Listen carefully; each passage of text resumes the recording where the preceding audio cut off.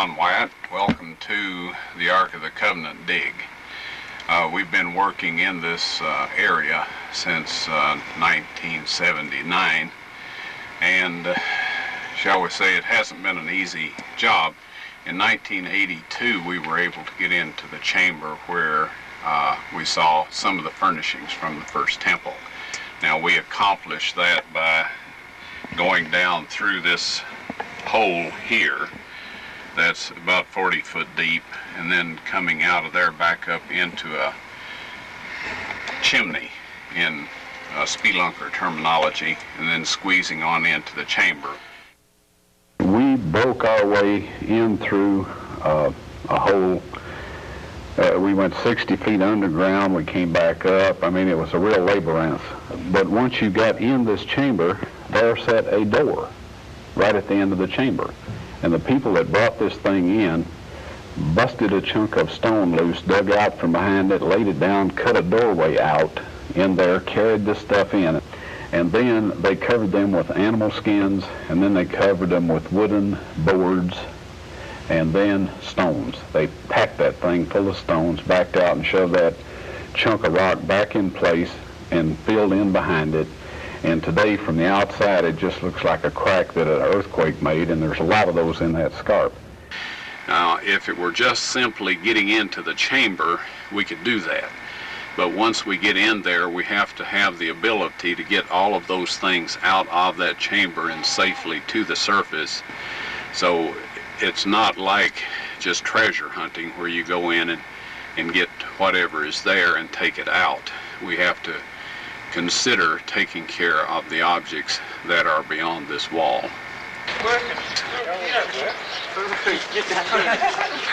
And we're bringing the radar scanning equipment out of the hotel here.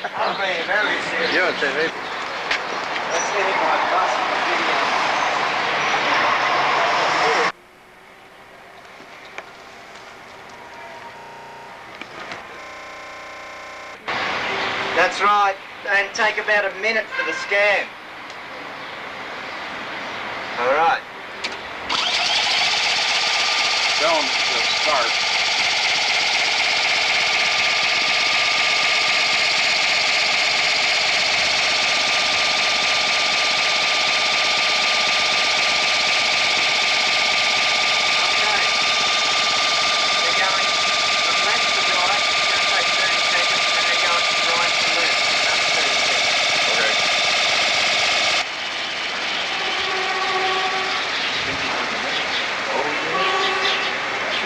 You could see the excavation sites kind of hid by these bushes, so a lot of people as they walk along this path don't necessarily see it, but sometimes they'll hear the noise. She wasn't carrying anything.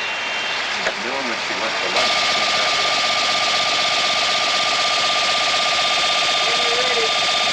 Now I think these must be cracks in the rocks. These little white lines going through there must be cracks or something. From here to here, the transducer is stationary, because it's all the same all the way down. And it looks like there's a cavern there, which I don't know what scale he had it on, so you can work out how deep it is from the surface, or from where the transducer is to the cavern, if you know what scale and you've calibrated to that scale.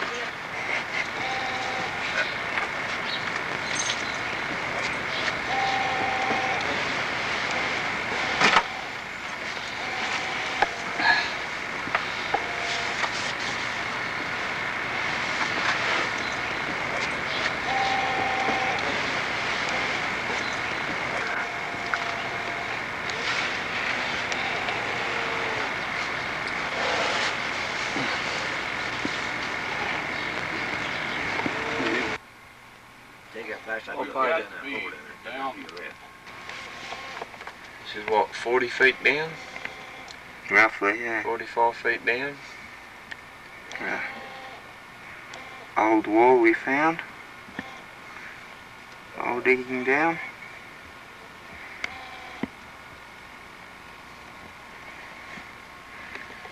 And an old miner. And an old miner. And the hole keeps going down. About how far, Simon? That's another 10 feet down there. 10 feet down to Ron down the bottom. On the end of a jackhammer. There too, contemplating. Just All right, at this point, you are 45 feet under the ground. All of the debris above us is from the many different destruction levels of Jerusalem. In antiquity, when a city got destroyed, instead of coming back, moving all the debris away, and starting from bedrock, they would just level off what was left of the city and start it from that point on up. And Jerusalem has been destroyed at least 10 times throughout antiquity. And we are down at, right here is the pre-Babylonian area, or strata. Now, what I wanted to point out to you here is in front of me you see some large stones that are blocking an entrance into a chamber. Now, in order to conceal the chamber, they couldn't just block the chamber entrance itself, otherwise this would call attention to it. So they put up a veneer that went around the escarpment some distance, and this would at least confuse anybody that was looking for an entrance and perhaps make them believe that the stone veneer was there for some other reason. Now, in this particular quarry and in many others from antiquity, they would cut the stone back until they came to chambers, or where the water had eroded and dissolved the stone away. This type material was unusable for their purposes in cutting out good strong blocks of stone for building purposes. So when they cut into these chambers, they would go around and leave a thin wall between the chamber and the outside, taking all of the good stone away. So this is a situation that we're looking at here and that we have looked at in several other areas in this particular cave complex. Now, this wall here was put up very hastily. They have had mortar back to Babylonian and pre-Babylonian times, and this wall, as you will see, instead of mortar, they used some red clay. Now this tells us that they did all of this in quite a hurry. So given all of this information and the fact that I was in a chamber in this general location, however, it is a little confusing once you crawl around through these tunnels to try to keep oriented if you don't have a compass on you. But our radar, our subsurface interface radar scanner, shows that there is a chamber approximately 18 inches behind this wall, and one of the shots that we got from the side showed a level of contents in the chamber with lessened contents near the bottom, and in experimentation we find that this usually represents something that's standing on legs or up on some sort of a pedestal. And we're going to attempt to put a hole through there with this drill.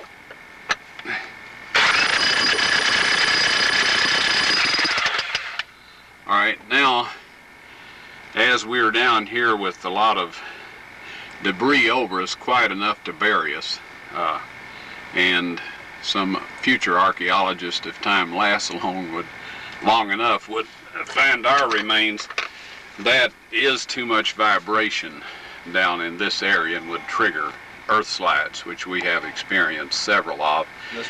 So You can see Yeah. this is teensy. You think that's okay? This is frightening. Holding all right? Sounds like you have Edward on top side there. It's like you said, the only thing really holding this. Take a good look. This just caved in a little bit earlier, and that's why they had to put these boards up. Behind, I don't know if you can see, there's nothing. There's the air hose. There's Frank laying the drill down. And I am going to very carefully try to scoot down a little at a time. You can see it's straight down. As think, with a bucket of rocks.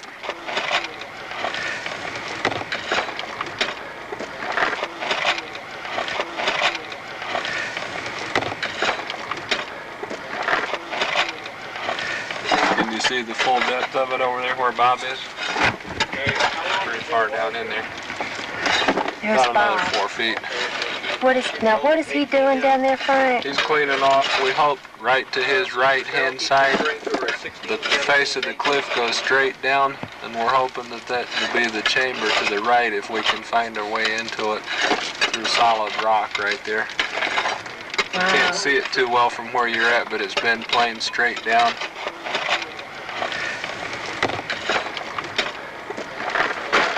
Over here to my left is where we had the cave in, where all this is missing. Right there.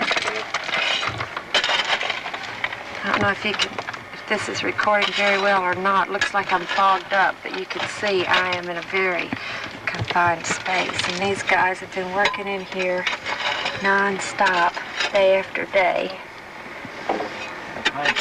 Probably try to find the entrance, because to use a jackhammer with all this loose material would be almost impossible. We've already had one cave in. Yeah. So we'll have to go for finding some way into it, if we can, like a door or some kind of an entrance to it. It's hard to believe. Okay. I think I probably better call it quits and back up behind me and exit so they can get someone in here to...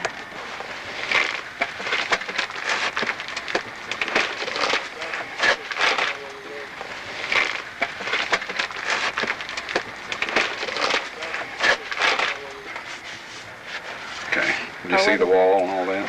Well, yeah, I didn't go, very far. Yeah. I just went down to about there. Okay. But you did see the wall. Yeah.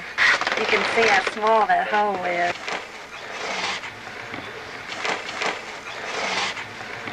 I don't know how to get in there. I could hardly get in there. Oh. And there's the air hose, which doubles as the communications line.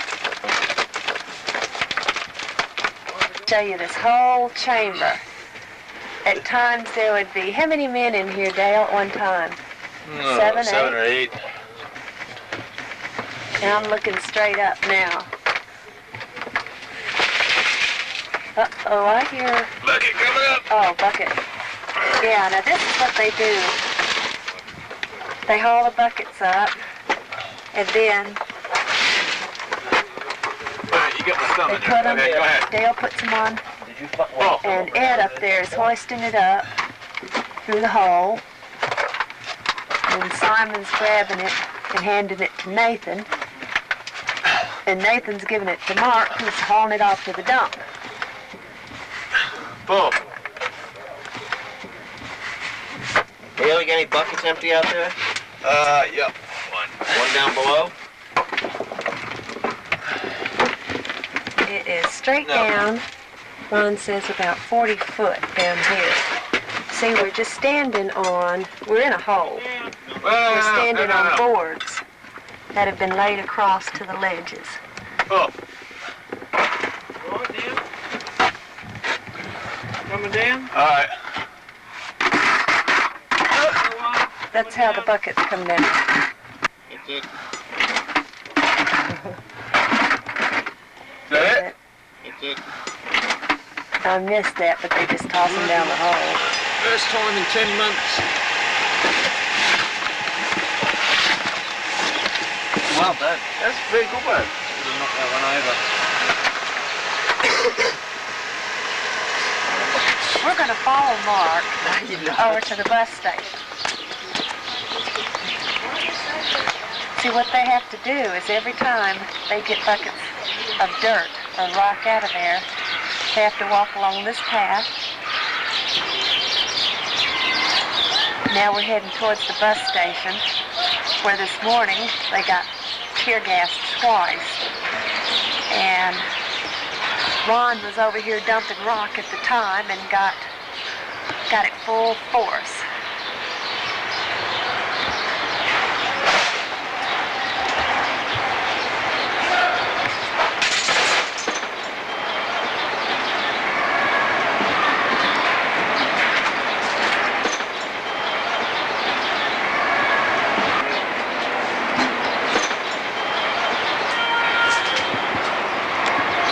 there they don't.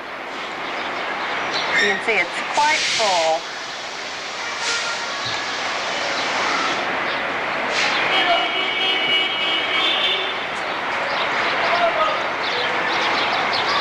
We're standing now at the edge of the garden tomb area where the bus station is, looking outwards in the direction of the excavation.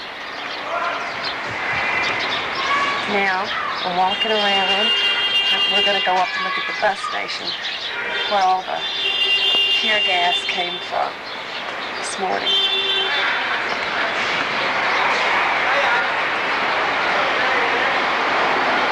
There it is. I'll get over here in a better position. By far, it is straight down.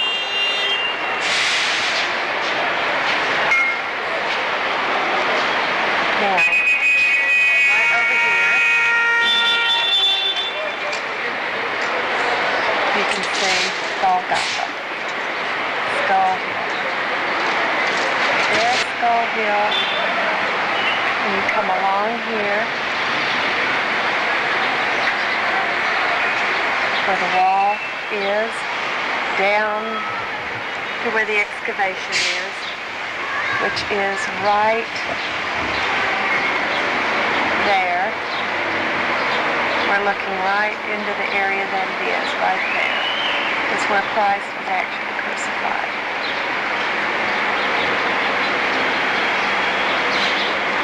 And then right around the corner is his tomb.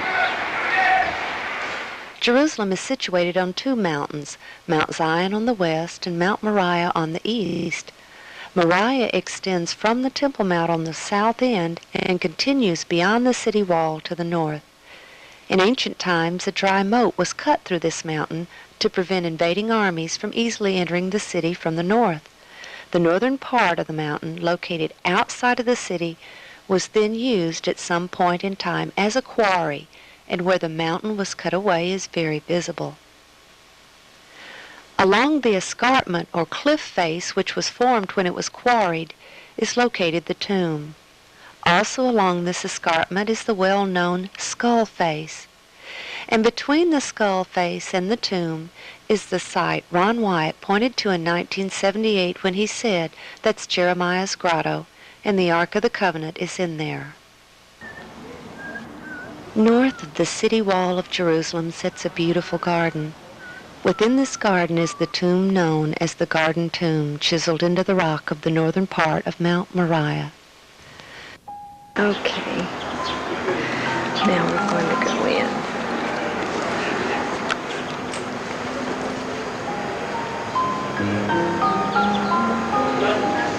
Here we can see inside of the tomb.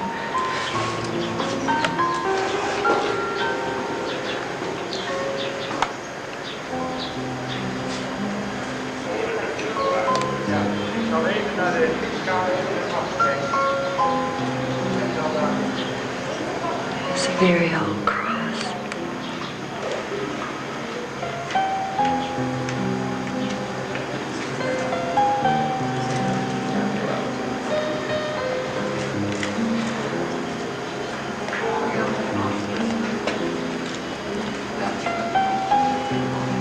This one is just as it was originally carved out. This is a very small area. I don't know if someone was to be buried there or not. But here we can see that right back here it was dug out more, presumably because Christ was taller to accommodate him.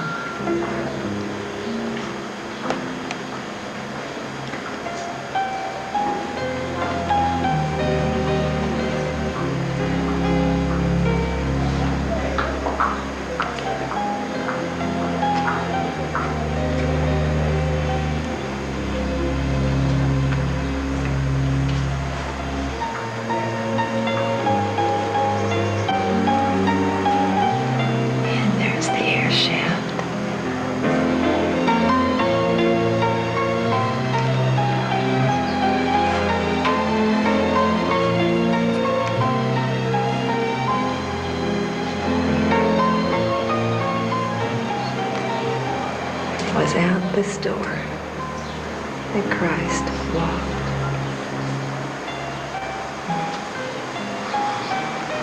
walked on this floor.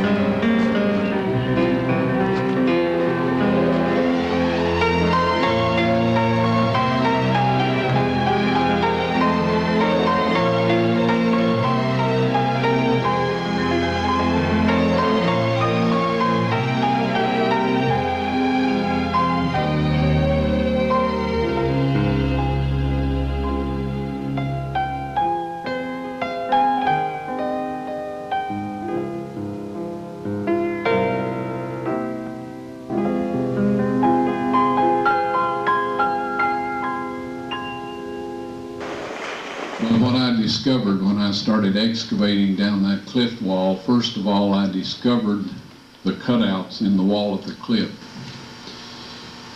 where they had posted the signs. We painted or drew Jesus of Nazareth, King of the Jews, in the Roman and the Greek and the Hebrew languages, and we put them there, and we set this up to resemble what happened to Christ on the cross. Okay. Now the cross hole is actually right straight down below where we set this thing up. And of course this is the chamber that you've been looking around through with us as we worked. Now this whole fill here needs to be taken out.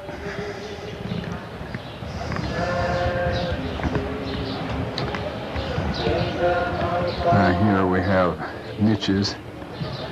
These are where the titles of the criminals that were crucified were placed, the name and what they were accused of.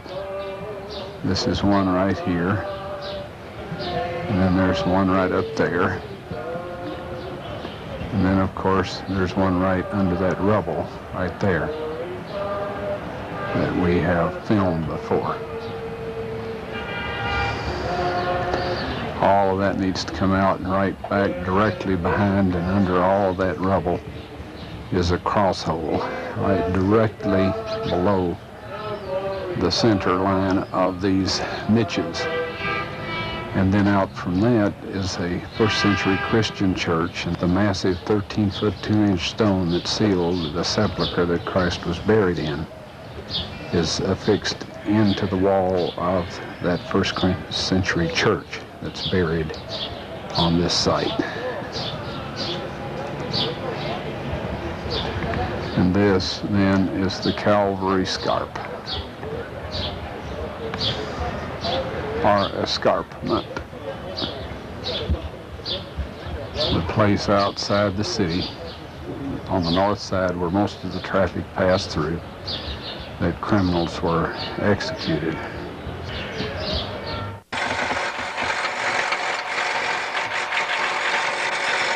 What an enormous amount of work this was, and the tremendous difficulties involved. The maze of tunnels seemed endless, as did the many tons of rock and rubble that was removed over the years of work there.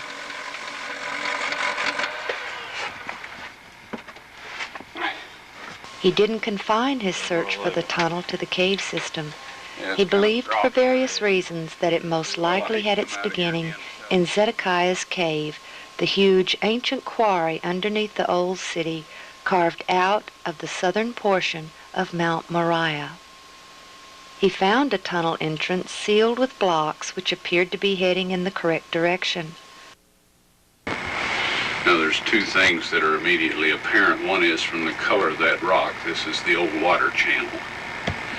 Also that you're looking at almost a 6-foot hole there that's been plugged with those rocks, and it's aimed exactly in the direction that our excavation across the street is located in.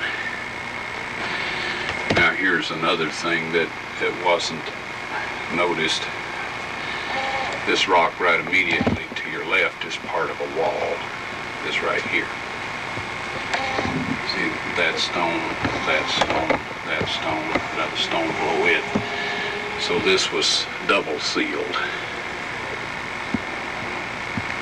And whoever explored the cave in recent times broke through this one, but then they did not break through that second one.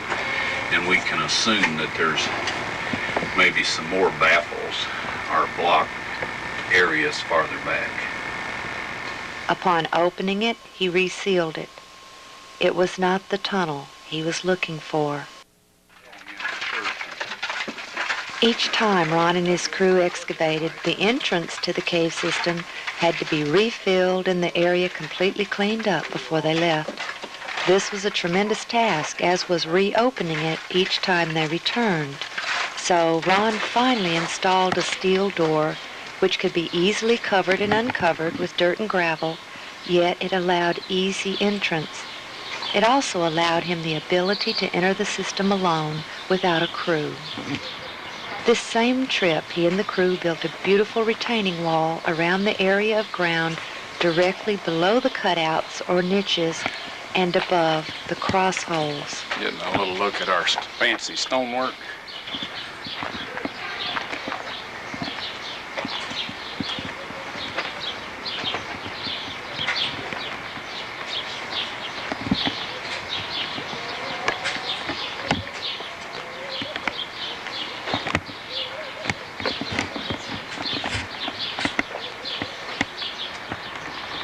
Ron continued to persist and spent every spare moment and every spare dime in his search for the tunnel.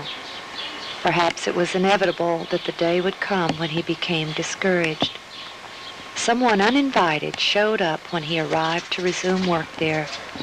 In the following, as Ron relates what happened next, the camera battery died unexpectedly, which is why it is edited. And when I arrived at the Jerusalem Hotel, sitting on the front stoop was this medical doctor who said, "Ron, I'm here to help you."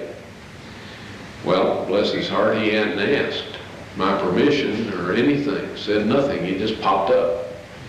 Well, that makes me rather unlikely to give him permission to the vault, if you know what I mean. And so, anyway, I was convinced that one of my dumb mistakes had been too many, and then God couldn't use me anymore. So he'd sent this fellow there so I couldn't work on the Ark of the Covenant. And he would have had to share my experiences in order to know what a crushing blow that was. See, I know I'm unworthy. And I thought, okay, finally you messed up and you're out of it. I said a little prayer. I said, Lord, I'm sorry. If there's anything I can help, whoever you want to finish the job, just let me know and I'll do what I can. Well, I couldn't work on the Ark of the Covenant with that guy around, so we volunteered to clean the garden tomb. In the back part of it, there was about 100 years worth of garbage and one thing and another that had just been thrown back there over the years.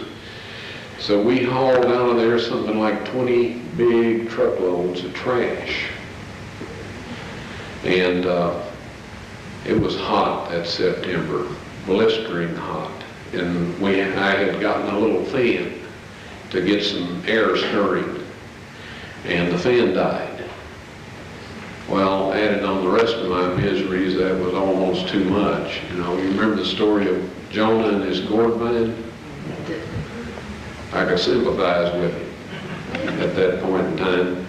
Anyway, I told everybody else, I said, look, just find you a shade somewhere and eat your lunches. And I'll try to fix the fan. So I just sat down on the sidewalk. Anyway, I was sitting down there working on this fan. And a voice said to me, God bless you and what you're doing here. So I looked up, and this being was up on this landing, the top of those stairs. Looked exactly like I figured Christ would have looked. And the outfit that he had on was not exactly like the Muslims wear today, but it was closer to that than it was anything else I had seen. So I said, are you from around here, sir? And he said, no. And I said, well, then you're a tourist. And he said, no. And I thought, well, he doesn't want to talk with me. Obviously, I didn't know what else to say. And then he said, I'm on my way from South Africa to the New Jerusalem. Well, that certainly eliminated a whole lot of possibilities there. Immediately that proved that he was a heavenly being. And I just sat there, couldn't say anything, and he looked just continued to look at me. He said, God bless you.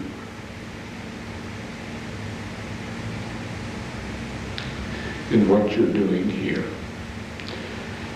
He was at the top of those stairs. And he walked right back that little short sidewalk, took a right at that big pine tree, and headed for the front gate. Well, this doctor of all people was the only one in earshot. And he was back under some shrubs in the shade eating his lunch, and he piped up and he said, Ron, do you suppose we've been talking with an angel? And I said, at least. Well, I worked with great enthusiasm for the rest of that day. When we left the garden tomb, I asked the ladies in there, I said, what did you think of that big, tall man dressed in ancient Jewish garb?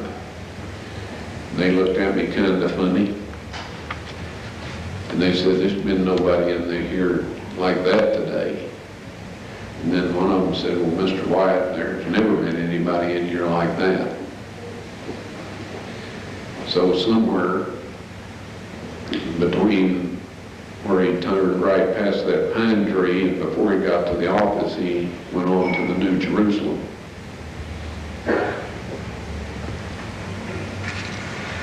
The uninvited guest eventually left, and they were able to resume work for a brief time.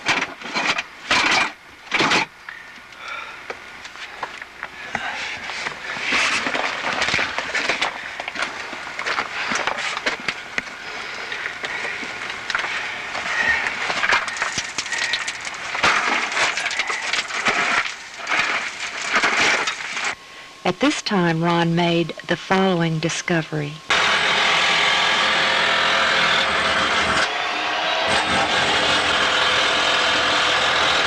Just a brief look around the surrounding areas here to identify the location of this site. Down to the left, of course, is down where the work's being done in the excavation. As you hear the electric jackhammer, we have been probing around up here by the cross hole, and just immediately to the left of the film container, you see some dark pigmented material. Now this appears to be dried blood, but we do plan to put some of this in the film case and take it back and have it analyzed to see if it is blood. Now this is right under the cutouts where Christ was crucified and near the cross hole that we believe to be the one he was crucified on.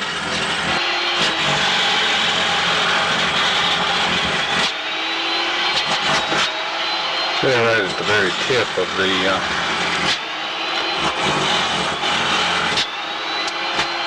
tab, there's some more of this real dark material. as soon as it's exposed to the light, it begins to turn a lighter brown. And this is typical of very old blood. So we'll take some more of this sample here. And it seems to have come down through this area here, as we've collected it all the way along and down into this crevice that communicates with the chamber that the Ark of the Covenant's in. It comes right down through here and down this way and around through a crack right in here and down through this area.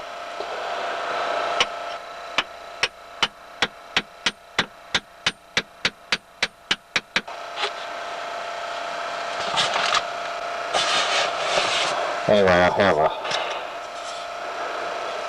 several samples of it that I have taken. For many years, the specimen sat untouched. Then, in 1996, when Ron was in Great Britain, Richard and Elizabeth Reeves and their sons came to Nashville to our home. Richard had a new, unique, and very powerful microscope he wanted to show us. Leviticus 17:14 informs us that the life of all flesh is the blood thereof. Once again, scientists are finding out that the truths of Scripture are far more literal than they ever imagined. Tiny particles have been discovered in blood that are seemingly indestructible. These tiny particles are less than 1/10 of a micron in size, and while they cannot be seen using standard medical microscopes, new methods of microscopy have been developed which makes it possible to see them in their living state. The French scientist Gaston Masons designed special microscope components that would allow him to see these particles, which he entitles somatids, meaning the body that creates. Through experimentation, Professor Masons found that these somatids contain genetic material yet to be fully understood by the scientific community.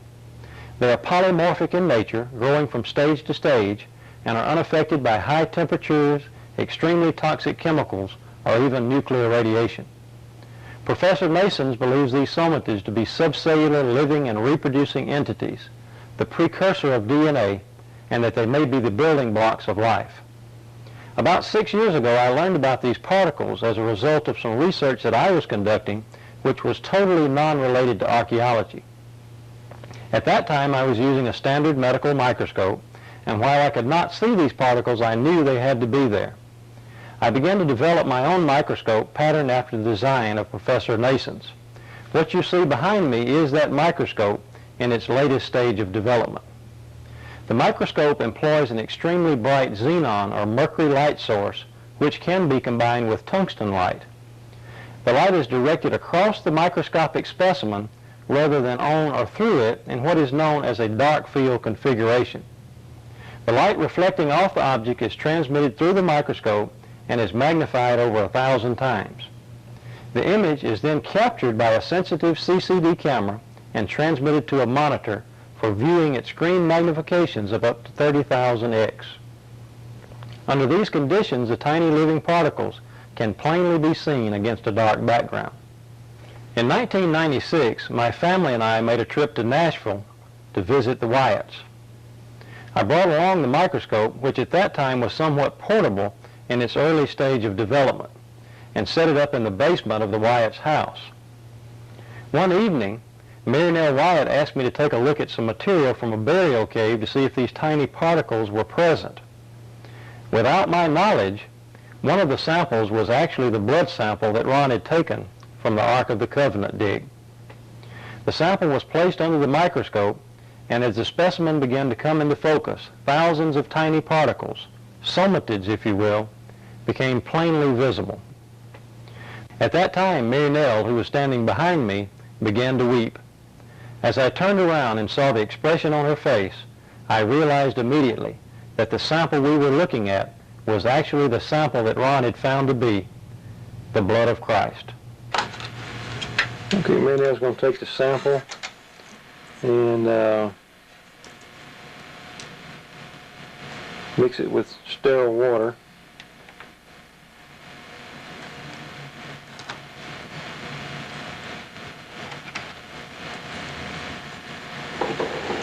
test tube there that we've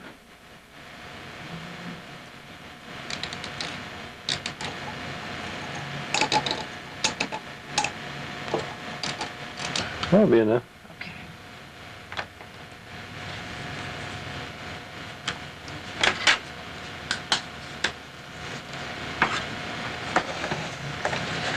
And she's going to take some sterile water and put a little bit, just some drops, all we need right now. And then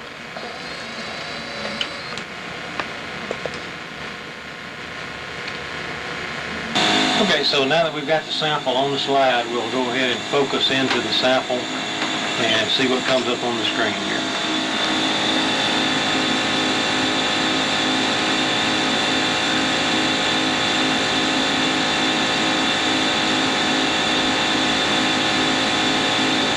And there they are, thousands of living particles, less than a quarter of a micron in size. The spores are maybe a half micron, and but most of those little particles that you're looking at is 17,000 X, magnified on the screen 17,000 times. You know, in the Bible it tells us that the life is in the blood, and there's little living particles that most people are unaware that are there.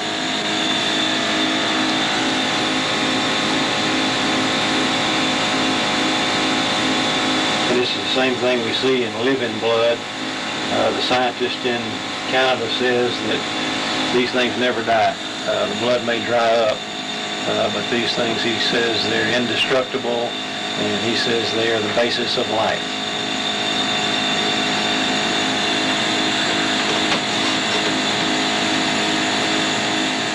The results we obtained in no way can be said to be proof that the specimen was the blood of Christ, but based on the location from which the specimen came, we believe it was what Ron believed it was.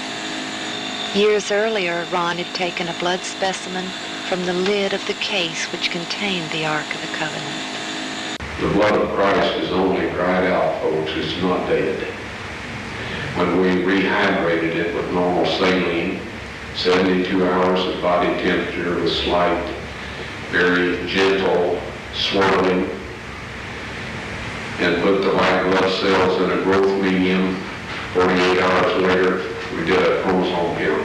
I didn't. This was in Israel. It has 24 chromosomes only. All of us here have 46. Unless, you know, there's a couple of genetic anomalies that make that different. But Christ received 23 from his mother and 1 Y, sex determining factor, from his father, who was not a human father. Because had he received that from a human father, it would have been accompanied by 22 autosomes. Now what this basically means is that his height, his eye color, his hair color, and all of this was supplied from the genes of his mother's gene pool.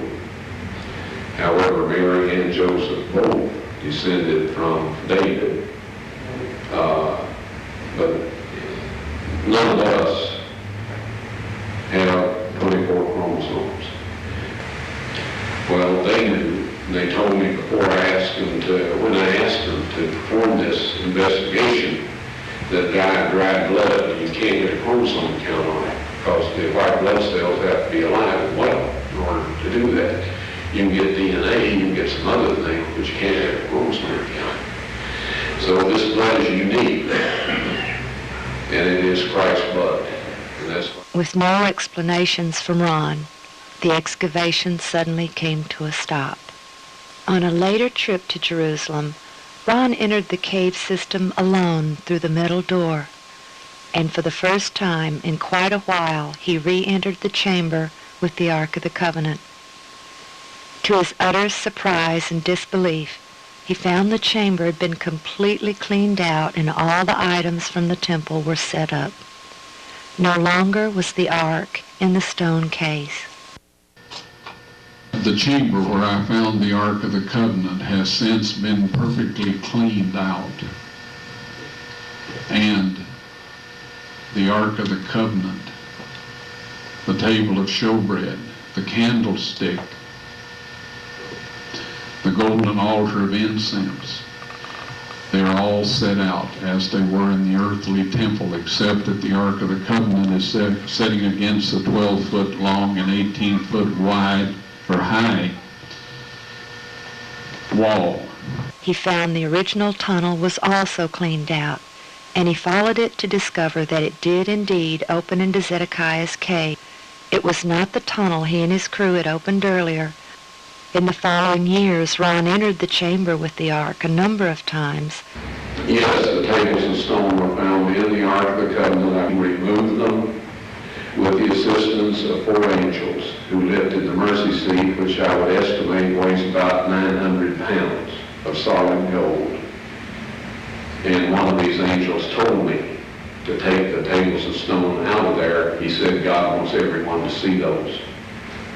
And so I took them out, backed up, stood there, frozen in place, and I just can't describe my physical state or mental state or anything else.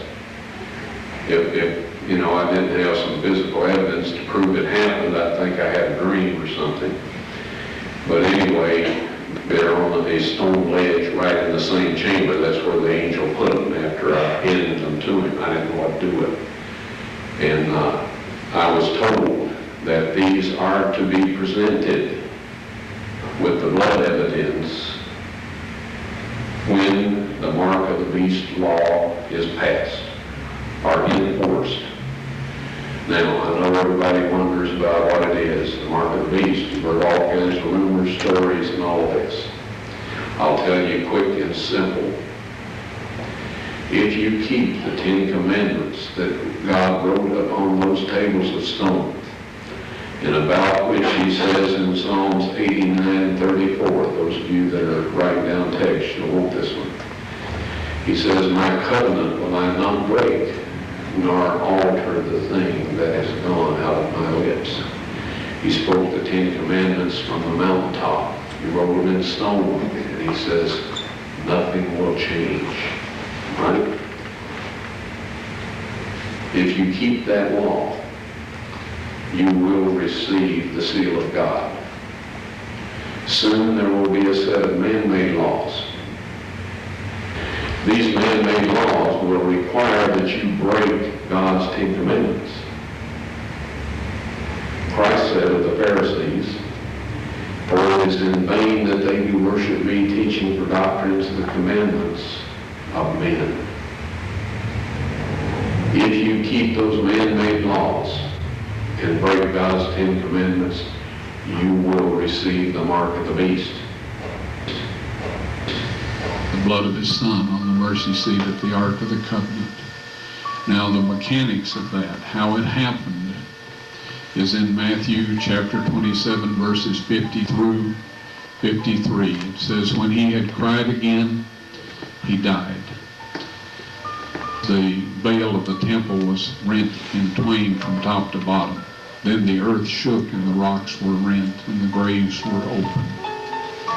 When the rocks rent, the cliff behind where Christ was being crucified split all the way down, right past the left side of the cross hole and down into the chamber where God had hidden the Ark of the Covenant some 600 years before.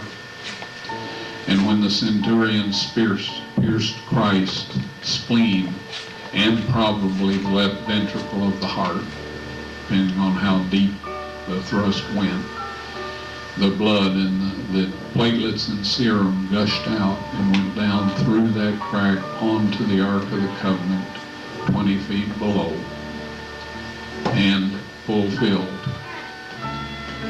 ratified, if you please, the Old and the New Covenant. And at that moment, you and I were bought with a price, as was everyone else on this planet, if they will only take advantage of what was done for them.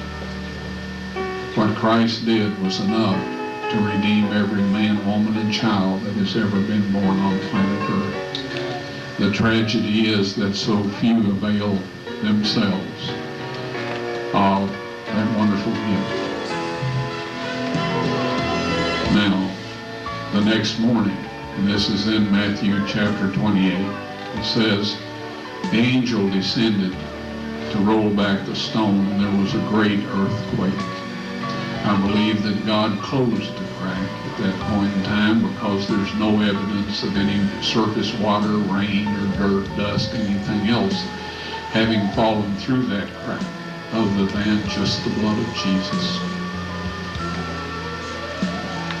And there it remained for almost 2,000 years.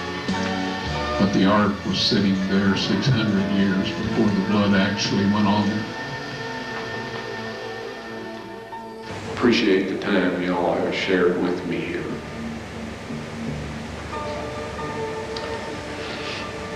When I get to heaven, I'm going to look around and I want to see every one of you there. You can make it with God's help. Please, don't let all that go to waste. Please, take advantage of that wonderful opportunity.